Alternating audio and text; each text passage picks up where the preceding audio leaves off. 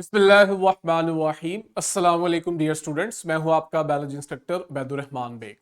Last time हम chapter 5 kingdom prokaryotes का start कर चुके हैं। ये वो एसएलओस हैं जिन्हें हमने कवर करना है। पहला एसएलओ हमें कह रहा है कि हम प्रोकैरियोट्स की टेक्सोनोमिक पोजीशन बताएं डोमेन्स की शक्ल में, जो कि दो हैं, आर्की और बैक्टीरिया, और दूसरा किंगडम मोनरा की फॉर्म में जो हमने इनकी क्लासिफिकेशन की हुई है, हमने ये बताना है। फिर हमने प्रोकैरियोट्स की फाइलोजेनेटिक पोजीशन बतानी है, ये हम आप देखेंगे आज। और थर्ड पे आपने जस्टिफाई करना है, रीजन आउट करना है कि why bacteria are wide in range of habitats, कि ये इतने ज्यादा क्यों फैले हुए हैं आर्किया की निस्बत। दो डोमेन्स है ना। एसएलओ हमारा था टेक्सोनोमिक स्टेटस ऑफ प्रोकैरियोट्स, और हमने बात की थी कि आपके पास शुरू में ना जो लिविंग ऑर्गेनिजम्स थे वो दो किंगडम्स थे, लेकिन बाद में इसे इंप्रूव करके 5 किंगडम बने। इनमें से प्रोकैरियोट्स का किंगडम अलग बना, किंगडम मोनरा, जो कि हमारे एसएलओ में वो पूछ रहे हैं कि आपने किंगडम मोनरा की सेंस में हमें बताना है। हमने किंगडम मोनरा में क्या किया था, ये हमने बताया सारा, कि जितने भी सिंगल सेल प्रोकैरियोट्स थे वो सब इसी में आगे थे।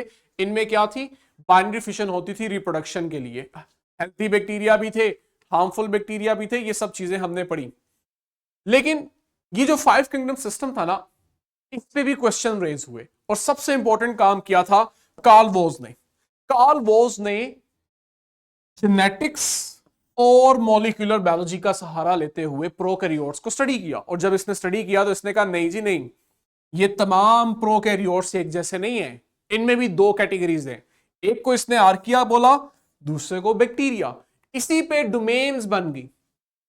अच्छा, डोमेन्स वाला क्या कंसेप्ट है, ये हमने आगे डिस्कस किया हुआ है। जैसे शुरू में दो किंगडम्स थे ना, फिर जैसे जैसे हमने उन्हें पढ़ा, हमने कहा नहीं, ये दो नहीं, इन लिविंग ऑर्गेनिजम्स को 5 किंगडम में क्लासिफाई करना चाहिए। इसी तरह किंगडम से ऊपर भी एक क्लासिफिकेशन होती है, इसे आप डोमेन कहते हो, ये ज्यादा ब्रॉड होती है। ठीक, डोमेन दो थी, एक बैक्टीरिया और एक यूकैरिया। बैक्टीरिया में क्या थे, यही तमाम प्रोकैरियोट्स जो किंगडम मोनरा में भी हैं।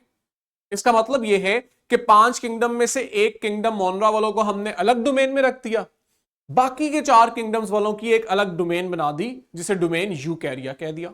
लेकिन किंगडम्स के लिहाज से वो 4 किंगडम बनते थे। कार्ल वोज ने कहा नहीं जी, ऐसा नहीं है, डोमेन्स में भी इंप्रूवमेंट आएगी। सिर्फ मैं ये नहीं कहूंगा कि किंगडम मोनरा के अंदर दो तरह के ऑर्गेनिज्म है, डोमेन बैक्टीरिया में भी सिर्फ बैक्टीरिया आने चाहिए। ये जो यूकैरिया अलग हुए हैं, इसी तरह आर्किया भी अलग होने चाहिए। तो इसने वो जो डोमेन बैक्टीरिया थी उसके भी दो हिस्से किए। तो इस तरह आपके पास 3 डोमेन्स बनी, डोमेन आर्किया, डोमेन बैक्टीरिया और डोमेन यूकैरिया। तो अब जो डोमेन्स बनी, क्योंकि हमारा एसएलओ कह रहा है हमने इनकी टेक्सोनोमिक पोजीशन किंगडम के लिहाज से भी, डोमेन्स के लिहाज से भी बतानी है। तो डोमेन आर्किया में जो ऑर्गेनिज्म है वो कैसे हैं, ये सब सिंगल सेल माइक्रो ऑर्गेनिजम्स हैं। ठीक है, इनकी खसूसियत ये है, बाकी ऑर्गेनिजम्स की निस्बत ना, डोमेन बैक्टीरिया और डोमेन यूकैरिया की निस्बत, ये एक्सट्रीम एनवायरनमेंट में रहते हैं, ऐसे एनवायरनमेंट में रहते हैं जहां इनके अलावा कोई और रह ही नहीं सकता। जैसे आपको मैंने लास्ट टाइम सिमुलेशन दिखाई थी, डीप सी हाइड्रोथर्मल वेंट्स, गहरे पानी के गर्म पानी वाले चश्मे, जहां पे ये आज भी मौजूद है। और इसी चीज का सहारा लेते हैं कुछ साइंटिस्ट, जो कहते हैं एवोल्यूशन हुई है।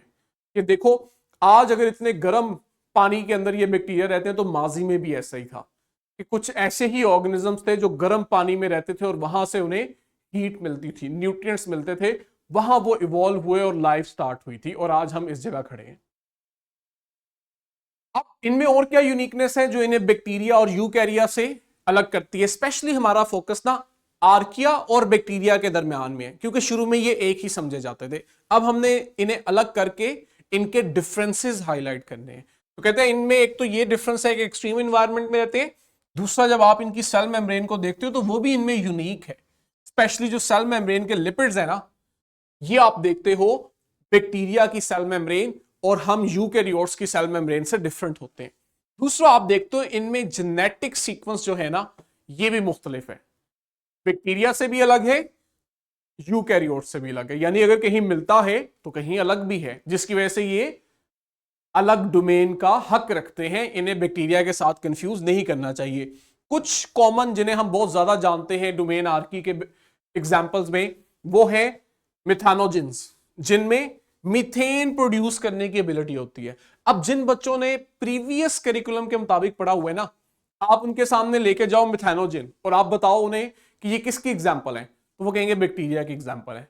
लेकिन नए करिकुलम में अब हम कहते हैं ये बैक्टीरिया की एग्जांपल नहीं है, ये आर्किया की एग्जांपल है। बैक्टीरिया मीथेन नहीं बना सकता, ये आर्किया का काम है। ठीक, इसी तरह हेलोफाइल्स हैं, सॉल्ट लविंग, ऐसे पानी में रहते हैं, ऐसे एनवायरनमेंट में रहते हैं जहां सॉल्ट ज्यादा है। और थर्मोफाइल अभी बता चुका हूं कि एक्सट्रीम हीट वाले एनवायरनमेंट में रहते हैं। सेकंड हमने डोमेन बना ली, डोमेन बैक्टीरिया। ये अगर आप इसे कर सकें, इतना जो बोल्ड है ये असल में शुरू में आएगा यहां पे, ये कहीं स्लाइड बनाने के दौरान नीचे आ गए, चलो ऐसे ही पढ़ लेना, बाद में से ठीक कर लेना। इस डोमेन बैक्टीरिया में भी सिंगल सेल्ड ऑर्गेनिज्म ही है, लेकिन आर्किया की निस्बत क्या फर्क है, they are more widespread. ये WI यहां लगा दो, ये ज्यादा फैले हुए हैं, ये ज्यादा वाइड स्प्रेड है। इसको आप डिस्कार्ड करके यहां पे कर सकते हैं हम। तो ये आपके पास डोमेन बैक्टीरिया वाले जो मेंबर्स हैं ये सिंगल सेल ही है आर्किया की तरह, लेकिन उनकी निस्बत हम देखते हैं ये ज्यादा वाइड स्प्रेड होते हैं, यानी कि इनमें डाइवर्सिटी ज्यादा होती है। जहां पे आर्किया नहीं है हमें ये भी मिलते हैं, बल्कि बहुत ज्यादा जगहों पे मिलते हैं। जहां और कोई लिविंग ऑर्गेनिज्म नहीं होगा आपको बैक्टीरिया बड़ी आसानी से मिल जाते हैं। ठीक, इनमें आप दो कैटेगरीज कर लेते हो, आप कहते हो एक वो है जिनका हमें नुकसान नहीं बल्कि फायदा होता है, और दूसरे आपके पास पैथोजेनिक होते हैं जो हमें डिजीज कॉज कर रहे होते हैं एनिमल्स के अंदर और ह्यूमंस में। एग्जाम्पल में आपके पास साइनोबैक्टीरिया है, हम सबको पता है फोटोसिंथेटिक बैक्टीरिया है, पढ़ेंगे भी आगे। प्रोटियोबैक्टीरिया है, और आपके पास फर्मिक्यूट्स हैं जो कि हम देखते हैं ह्यूमन गट्स में बड़े पाए जाते हैं, सॉइल में बहुत होते हैं। नेक्स्ट एसएलओ अगर याद करो, यहां पे हमने अभी वो पहला एसएलओ कंप्लीट किया है जहां पे टेक्सोनोमिक पोजीशन, लफ्जों पे फोकस करना है। हमने बैक्टीरिया आर्किया की टेक्सोनोमिक पोजीशन को क्लैरिफाई किया है। अगला एसएलओ था फाइलोजेनेटिक पोजीशन ऑफ प्रोकैरियोट्स। ये फाइलोजेनेटिक क्या चीज है इसको देखते हैं। कहते हैं जो फाइलोजेनेटिक पोजीशन है ना यूकैरियोट्स की, इसमें हम फोकस करेंगे इनके एवोल्यूशनरी रिलेशनशिप को और जेनेटिक लिनेज को। ये टर्मिनोलॉजीज क्या करती हैं, ये हमें इनके ओरिजिन के बारे में बताती हैं और इनकी डाइवर्सिफिकेशन के बारे में बताते हैं। एवोल्यूशनरी रिलेशनशिप, इससे मुराद ये है कि अकॉर्डिंग टू साइंस तमाम लिविंग ऑर्गेनिज्म का एंसेस्टर कोई कॉमन था। ठीक है, अगर मैं आपको यहां छोटा सा एक ट्री लाइक स्ट्रक्चर भी बना के दिखाऊं, लेट्स से ये जो डॉट है ना, ये वो कॉमन एंसेस्टर है हम सबका। इसमें से आपने देखा एक वक्त आया कि कुछ ऑर्गेनिज्म इवॉल्व हो गए, वो अपने एंसेस्टर से डिफरेंट हो गए, इन्हें आपने कह दिया बैक्टीरिया। फिर आपने देखा आगे जाके फिर कुछ वक्त गुजरा तो वो जो कॉमन एंसेस्टर है और ऑर्गेनिज्म उससे मुख्तलिफ हुए, लेकिन ये जो ऑर्गेनिज्म कॉमन एंसेस्टर से मुख्तलिफ हुए ये बैक्टीरिया से भी मुख्तलिफ थे। हमने इन्हें कहा ये आर्किया है। और आपके पास जैसे जैसे टाइम गुजरा और आपके पास बाकी के ऑर्गेनिज्म इवॉल्व हुए, इन्हें हमने यूकैरिया कहा। ये जो आप एक लिंकेज देख रहे हो ना कि कोई कॉमन एंसेस्टर था, उससे बैक्टीरिया इवॉल्व हुए, कुछ टाइम गुजरने के बाद आर्की इवॉल्व हुए, फिर जैसे जैसे टाइम गुजरता गया तो यूकैरियोट्स में डाइवर्सिटी आई। शुरू में यूनिसेलुलर यूकैरियोट्स थे, फिर एल्गी जैसे बने, फंजाई जैसे बने, प्लांट जैसे बने, एनिमल्स जैसे बने, फिर उसमें आप देखते हो ह्यूमन सबसे एडवांस फॉर्म में आए। ये आपके पास है एवोल्यूशनरी रिलेशन कि वो हमें बताता है, फाइलोजेनेटिक पोजीशन क्या बताती है कि जो एवोल्यूशन हुई है ना उस लिहाज से बैक्टीरिया और आर्की यानी प्रोकैरियोट्स, इनका क्या रिलेशन है। जेनेटिक लिनेज, ये आपके पास लिनेज है, ठीक है, लिनेज कहते हैं शजरा नस्ब को, नस्ल की लाइन कहां से आए हैं। जेनेटिक लिनेज का मुराद है कि आप जेनेटिकली ना ऑर्गेनिजम्स को मैच करते हो और इससे पता लगाते हो कि ये दो ऑर्गेनिज्म ज्यादा मिलते हैं, इनका जेनेटिक मटेरियल ज्यादा मिलता है, इसका मतलब है इनका एंसेस्टर कोई सेम था। जैसे आज हम बात करते हैं मंकीज और ह्यूमंस का जेनेटिक मटेरियल बहुत ज्यादा मिलता है, ठीक है, इवन आप कहीं जगहों पे देखते हो 95%, कहीं पे 99% सिमिलर होते हैं। ठीक, तो इससे क्या मतलब लिया जाता है, इससे मतलब यह लिया जाता है एवोल्यूशन की जुबान में कि मंकीज और ह्यूमंस का इंसेस्टर कोई सेम था, माजी में कोई एक ही ऑर्गेनिज्म था जिससे ये दो डिफरेंट ऑर्गेनिज्म बने हैं। अगर आप इनको जेनेटिकली मैच करते हुए ये अखज़ करते हो ना that is your genetic lineage. और ये आपको साथ साथ क्या बताती है, एवोल्यूशनरी रिलेशन बताती है कि जब एवोल्यूशन हो रही थी तो इतने सदियां पहले एक ऑर्गेनिज्म जो था वो दो में बदल गया। तो ये सारा कुछ आप पढ़ते हो फाइलोजेनेटिक पोजीशन के अंदर, और यही हमने प्रोकैरियोट्स के बारे में जानना है। मैंने असल में आपको बता दिया है, आगे यही चीज हम रिपीट करेंगे। वर्ड यूज हो रहा है फाइलोजेनेटिक, और ये टर्मिनोलॉजी निकली है फाइलोजेनेटिक्स से, जो कि आपके पास आज एक साइंस की ब्रांच है बायो में। इसको हम डिफाइन करते हैं, ये क्या है, ये आपके पास साइंटिफिक स्टडी है इसकी, एवोल्यूशनरी कनेक्शंस की। देख रहे हो अभी ऊपर जो मैंने आपको एक ड्रॉ करके दिखाया कि हम एवोल्यूशनरी कनेक्शंस बनाते हैं कि एवोल्यूशन के लिहाज से किन में सिमिलैरिटी ज्यादा है, किन का एंसेस्टर जो था वो कॉमन था। ये एवोल्यूशनरी कनेक्शंस बनते हैं। कहां जाके डाइवर्जन आई अमंग वेरियस बायोलॉजिकल स्पीशीज।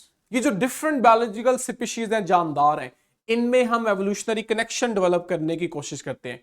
किस बेस पे, सिमिलैरिटीज की बेस पे और डिफरेंस की बेस पे। जिनमें सिमिलैरिटीज ज्यादा है हम कहते हैं इनमें एवोल्यूशनरी कनेक्शन ज्यादा है, जिनमें डिफरेंसेस ज्यादा है हम कहते हैं इनमें कनेक्शन वीक है, कम है।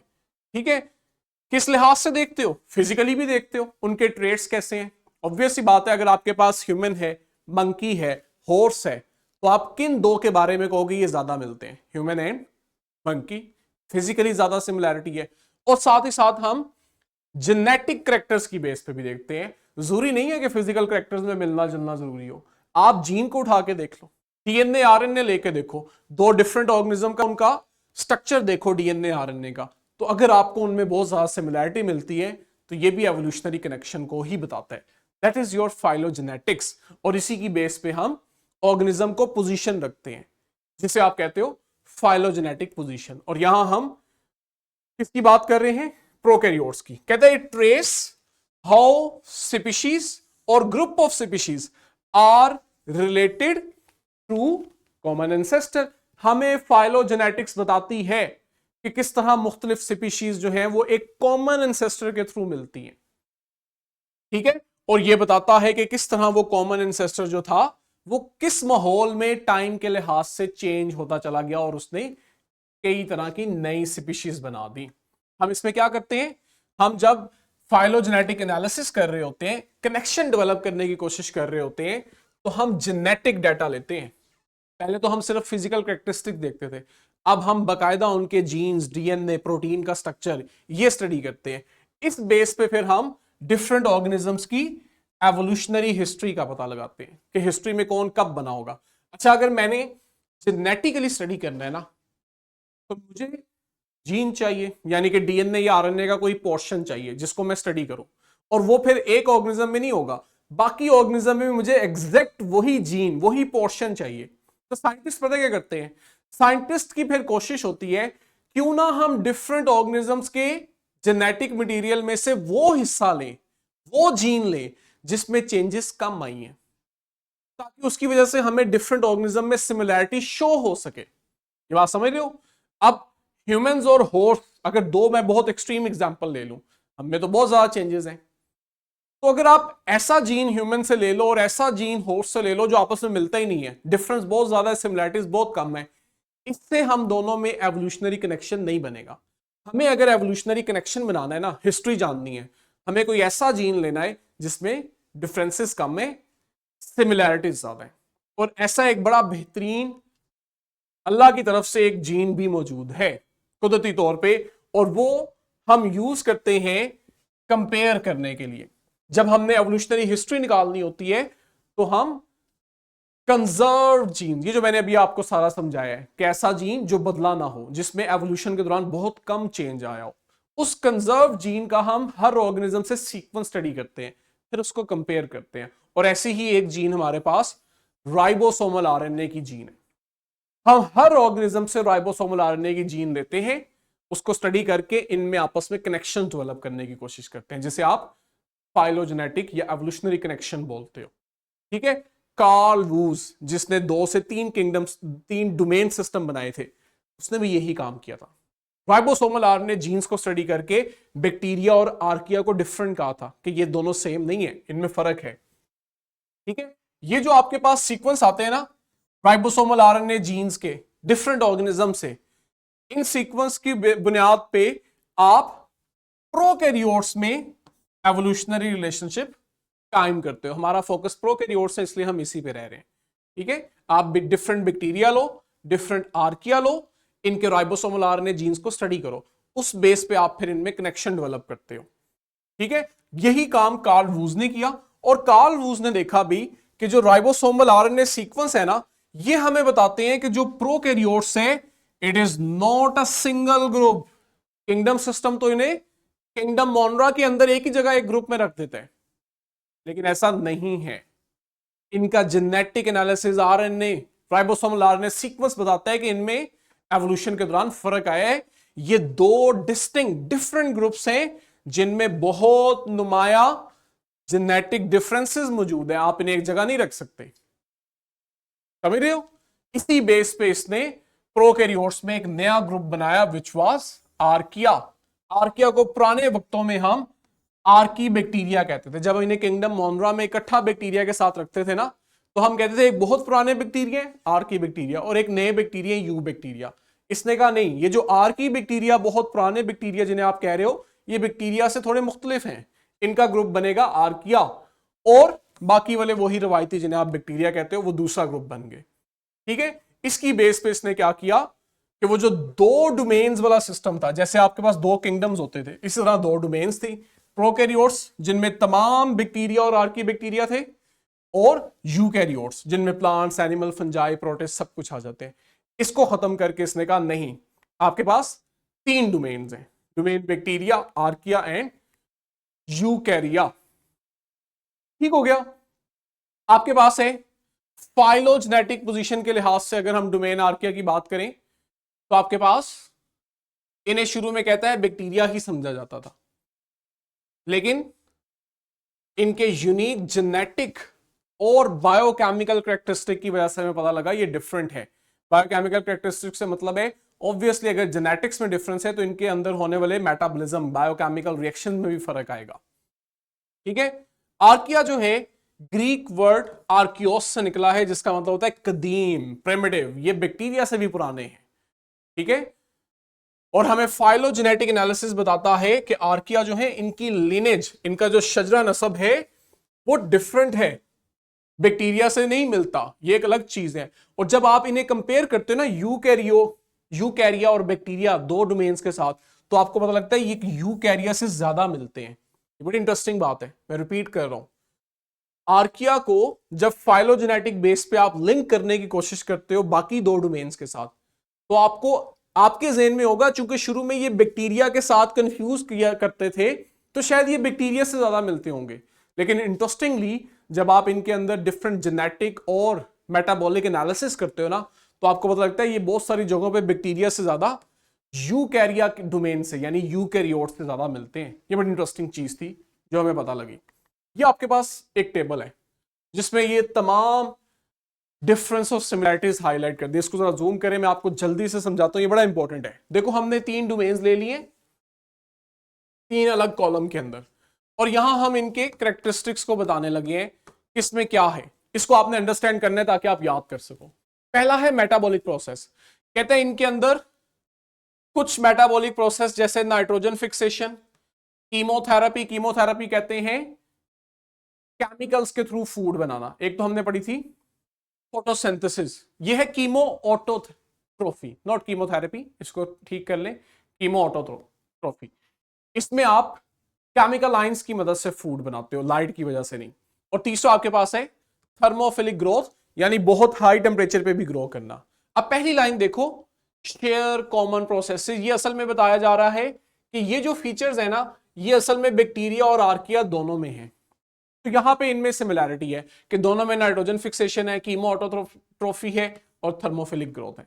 जबकि आप यूकैरिया डोमेन को देखो तो उसमें ये चीजें नहीं होती, वहां ये काम नहीं हो रहे, वहां नाइट्रोजन फिक्सेशन नहीं है, कीमो ऑटोट्रोफी नहीं है, बल्कि वहां पे फोटो ऑटोट्रोफी है। ठीक हो गया, और बहुत ज्यादा टेम्परेचर पे नहीं रहते हम। ठीक है, लेकिन अभी जहां आपने दो बैक्टीरिया और आर्किया में डिफरेंस सिमिलैरिटी देखी है, आगे डिफरेंस भी है। अगला है रेप्लिकेशन एंजाइम, ये एक लफ्ज है, replication enzyme and replication processes. असल में रेप्लिकेशन का लफ्ज कॉमन कर दिया है एंजाइम और प्रोसेसेस के लिए, रेप्लिकेशन एंजाइम और इन रेप्लिकेशन एंजाइम से होने वाले रेप्लिकेशन प्रोसेस। रेप्लिकेशन प्रोसेस में क्या होता है, डीएनए की कॉपी जो बन रही है। कहते हैं जब आप आर्किया के अंदर ना रेप्लिकेशन एंजाइम देखते हो जो डीएनए की कॉपी करते हैं और इस प्रोसेस को स्टडी करते हो, तो आपको पता लगता है कि आर्किया में डीएनए की रेप्लिकेशन यूकैरिया से ज्यादा मिलती है बजाय बैक्टीरिया के। और बैक्टीरिया को जब आप देखते हो तो इसकी किसी से नहीं मिल रही। अगर आर्किया की यूकैरिया से मिल रही है तो ऑब्वियस सी बात है कि मैं यहां कह सकता हूं कि जो यूकैरिया है इनमें आर्किया से मिलती है। ट्रांसक्रिप्शन यानी डीएनए से आरएनए का बनना, और ट्रांसलेशन मशीनरी यानी उस आरएनए से प्रोटीन। आसान अल्फाज में ऊपर हमने डीएनए बनने की बात की, यहां हम आरएनए और प्रोटीन बनने की बात कर रहे हैं। तो कहते हैं आपके पास चूंकि डीएनए का जो बनना है वो आर्किया में यूकैरिया से ज्यादा मिलता है, तो ऑब्वियस सी बात है कि इनमें आरएनए और प्रोटीन की जो सिंथेसिस है वो भी यूकैरिया से ज्यादा मिलती है। वही बात जो मैंने अभी पीछे की, कि ये एक इंटरेस्टिंग चीज थी कि बजाय बैक्टीरिया और आर्किया में सिमिलैरिटी ज्यादा हो, डिफरेंस कम हो, आपने देखा कि आर्किया यूकैरिया से ज्यादा मिलता है बैक्टीरिया की निस्बत। यही चीज यहां पे है कि यूकैरिया में भी सिमिलैरिटी है आर्किया के साथ, जबकि यहां पे आरएनए और प्रोटीन सिंथेसिस बैक्टीरिया के अंदर डिफरेंट है। DNA organization very interesting. Bacteria के बारे में हम जानते हैं जी कि इनके अंदर कंप्लेक्सिटी नहीं है, इनमें सिर्फ क्रोमोसोम होता है, हिस्टोन प्रोटीन नहीं होती, ठीक है। लेकिन जब आप आर्किया को देखते हो, आप तो समझते थे ये उनसे भी पुराने हैं तो इनके अंदर भी ये कंप्लेक्सिटी नहीं होगी, लेकिन हमें पता लगता है यहां हिस्टोन प्रोटीन्स हैं और इनके डीएनए को भी हिस्टोन प्रोटीन के अराउंड रैप किया जाता है, बिल्कुल वैसे ही जैसे हम यूकैरिया में किया जाता है। ये भी अगेन यूकैरिया और आर्किया में सिमिलैरिटी होगी, जबकि बैक्टीरिया में हिस्टोन प्रोटीन नहीं होती। सेल वॉल की कंपोजिशन, ये अब तीनों में डिफरेंस है, जरूरी तो नहीं है हर जगह सिमिलैरिटीज ही हो। यहां आप देखते हो इनकी सेल वॉल में प्रोटीन्स भी हैं, पॉलीसेक्राइड यानी कार्बोहाइड्रेट्स भी हैं, लेकिन वो जो बैक्टीरिया वाला कंपाउंड है ना पेप्टाइडोग्लाइकन, ये नहीं होता, जबकि बैक्टीरिया के पास पेप्टाइडोग्लाइकन है। यूकैरिया की बात करें तो प्लांट्स के पास हमें पता है सेलुलोज है, फंजाई के पास काइटन है, एनिमल में होती नहीं सेल वॉल। तो ये एक ऐसा पॉइंट है जो तीनों में डिफरेंट है। आगे है राइबोसोमल आरएनए, ये वो पॉइंट है जहां पे इनको क्लासिफाई किया गया। कहते हैं इनका राइबोसोमल आरएनए जो है उसको आप जेनेटिकली स्टडी करो तो वो बैक्टीरिया से मुख्तलिफ है और बैक्टीरिया का आर्की से मुख्तलिफ है। लेकिन आप यूकैरिया को जब पढ़ते हो तो आपको पता लगता है ये आर्किया से ज्यादा मिलते हैं, बैक्टीरिया से नहीं इतना मिलते। यानी आर्किया और यूकैरिया इनके राइबोसोमल जीन्स ज्यादा मिलते हैं। मिथेनोजेनेसिस, मीथेन बनाना, ये आर्किया की खसूसियत है। जैसे मैंने अभी आपको स्टार्ट में बताया, चूंकि शुरू में हमें आर्किया और बैक्टीरिया का फर्क नहीं मालूम था, तो जो पुराने करिकुलम के मुताबिक बच्चे पढ़े उन्होंने यही पढ़ा है कि बैक्टीरिया में ही एक स्पेसिफिक बैक्टीरिया जो मीथेन बनाता है। तो आज हमें क्लियर हो रहा है बैक्टीरिया में मीथेन नहीं बनती, ये आर्किया की फीचर है, और यूकैरिया में तो बिल्कुल भी सवाल ही पैदा नहीं होता ऐसा कुछ होता हो। Membrane lipid, very important point. ये जो मेम्ब्रेन लिपिड, अगर याद करो मैंने अभी पीछे पढ़ाते हुए बताया कि इनके सेल मेम्ब्रेन में पाए जाने वाले लिपिड्स आर्किया के, ये यूनिक है, ना बैक्टीरिया में है ना ही यूकैरिया में है। कैसे यूनिक है जरा ये देखो। पहली बात तो ये कि इन लिपिड्स के जो यूनिट्स है ना जिनसे मिलके इनके लिपिड्स बनते हैं वो आइसोप्रीनॉइड होते हैं। थोड़ा अजीब लगा, हमने आइसोप्रीनॉइड पढ़े हैं पीछे फैटी एसिड वाले चैप्टर में जहां हमने पढ़ा था, ठीक है, लिपिड्स पढ़े थे। हमने वहां देखा था कि असल में जो प्लांट्स, एनिमल्स, हम यूकैरिया हैं और बैक्टीरिया हैं, इनमें असल में फैटी एसिड्स थे, जबकि यहां कह रहे हैं फैटी एसिड नहीं है, आइसोप्रीनॉइड्स हैं। और मजे की बात ये कि अटैच ग्लिसरॉल से ही होते हैं जैसे प्लांट्स, एनिमल्स, बैक्टीरिया में हो रहे हैं, लेकिन वहां ग्लिसरॉल के कार्बन नंबर 3 पे अटैच थे। यहां आपके पास कह रहा है कि ये जो यूनिट्स है ना लिपिड्स के, ये ग्लिसरॉल 1 फॉस्फेट यानी कि ग्लिसरॉल के कार्बन 1 वाले फॉस्फेट के साथ अटैच है, और वहां पे आप देखते हो ईथर लिंकेज है। अच्छा ये पॉइंट मैं क्लियर कर दूं क्योंकि आपको यहां कंफ्यूजन हो सकती है, मैं आपको स्ट्रक्चर से समझाता हूं, मुझे आइडिया हुआ है कि शायद सुनने में कंफ्यूजन लगी हो। ये देखो, ये 3 कार्बन ग्लिसरॉल है जिसको ये इस तरह से कलर किया हुआ है ऑरेंज, 1, 2 और 3। अब जरा गौर से देखो, यहां भी ये 3 कार्बन है ग्लिसरॉल, 1, 2, 3। हमने ये चीज पढ़ी हुई है एनिमल्स, प्लांट्स और बैक्टीरिया में। जरा देखो इन 3 कार्बन में से कार्बन नंबर 3 जो है ना, इसके साथ फॉस्फेट अटैच है, तो ये होता है ग्लिसरॉल 3 फॉस्फेट। ये देखो ग्लिसरॉल 3 फॉस्फेट, ग्लिसरॉल 3 फॉस्फेट। अब जरा वापस आओ, यहां देखो, यहां फॉस्फेट कहां पे है, कार्बन 1 के साथ। तो इसका मतलब है ये जो फॉस्फेट और ग्लिसरॉल की वजह से कंपाउंड बन रहा है, इसे आप कह रहे हो ग्लिसरॉल 1 फॉस्फेट। तो देखा बेसिक फर्क कहां आया कि वहां पे 2 फैटी एसिड अटैच हैं ग्लिसरॉल 3 फॉस्फेट के साथ, यहां पे 2 फैटी एसिड अटैच हैं ग्लिसरॉल 1 फॉस्फेट के साथ। और अगर आपने डायग्राम को हाईलाइट किया हो, ग्लिसरॉल में भी फर्क है, यहां एल ग्लिसरॉल है, यहां पे डी ग्लिसरॉल है। तो देखो किस तरह फर्क आ रहा है। फिर दूसरी बात मैंने आपको बताई, यहां पे जो 2 फैटी एसिड चेन्स हैं, ये फैटी एसिड चेन्स हैं, यहां पे आप इनके लिपिड्स देखते हो, तो यहां पे आप देखो ये वो सिंपल फैटी एसिड नहीं है, इनमें ब्रांचिंग हुई हुई है, यहां आपके पास कोई ब्रांचिंग नहीं है, देख रहे हो ये स्ट्रेट चेन है, जबकि यहां ब्रांचिंग है। क्यों? क्योंकि ये आपके पास आइसोप्रीनॉइड यूनिट्स हैं, ये रिपीट हो रहे हैं। 3 चीजें होगी। चौथी चीज का डिफरेंस देखो, यहां जो बॉन्ड बनता है इसको देखो, COOC, यानी कि 2 C हैं, 2 ऑक्सीजन है। ये मैं आपको बड़ा सिंप्लीफाई एक लेमन लैंग्वेज में बता रहा हूं। यहां देखो COC, दूसरा ऑक्सीजन नहीं है, यानी कि एसिडिक ग्रुप नहीं है यहां पे। आप लोगों ने केमिस्ट्री में पढ़ा हुआ है, ये कौन सा लिंकेज होता है, ईथर लिंकेज। ये देखो, तो कहता है आपके पास ये जो ग्लिसरॉल 1 फॉस्फेट के साथ 2 लिपिड चेन्स अटैच होती है ना, जो आइसोप्रीनॉइड हाइड्रोकार्बन्स होते हैं, ये ईथर बॉन्ड बना रहे होते हैं। ये देखो ये ईथर बॉन्ड है COC, जबकि हमें मालूम है बैक्टीरिया और यूकैरिया में यहां ग्लिसरॉल 3 फॉस्फेट के साथ फैटी एसिड एस्टर लिंकेज बनाते हैं। देख रहे हो, ये रहा आपका एस्टर लिंकेज, एसिडिक ग्रुप है जो आगे ग्लिसरॉल के साथ अटैच हुआ हुआ है। तो देखो कितना वाज़ेह आपके पास यहां पे लिपिड्स का डिफरेंस आ रहा है, जो इन्हें यूनिक बना रहा है। ठीक है, ये आपके पास अगर थोड़ा सा रिमाइंड किया हो, मैंने अभी पीछे शुरू में समझाया था फाइलोजेनेटिक्स बनाते हुए, कॉमन इंसेस्टर था अर्ली प्रोकैरियोट, इससे पहले बैक्टीरिया इवॉल्व हुए, बाद में यूकैरिया और आर्किया इवॉल्व हुए। इसलिए आज हम देखते हैं आर्किया और यूकैरिया में सिमिलैरिटीज ज्यादा हैं, जबकि आर्किया और बैक्टीरिया में सिमिलैरिटीज कम, डिफरेंस ज्यादा है। ये एक इंटरेस्टिंग चीज है। कल इंशाल्लाह हमने इसको यहीं से करना है, थोड़ा सा रह गया है। हाँ जी बिल्कुल, चंद स्लाइड्स हैं, इसको इंशाल्लाह कल हम यहाँ पे कवर करेंगे और नेक्स्ट अगला टॉपिक अगले एसएलओ को पढ़ेंगे। आपके पास डिस्क्रिप्शन में इसकी वर्कशीट क्वेश्चन बैंक है, उसको ज्यादा से ज्यादा अटेम्प्ट करो। कल मिलते हैं, तब तक के लिए बच्चों।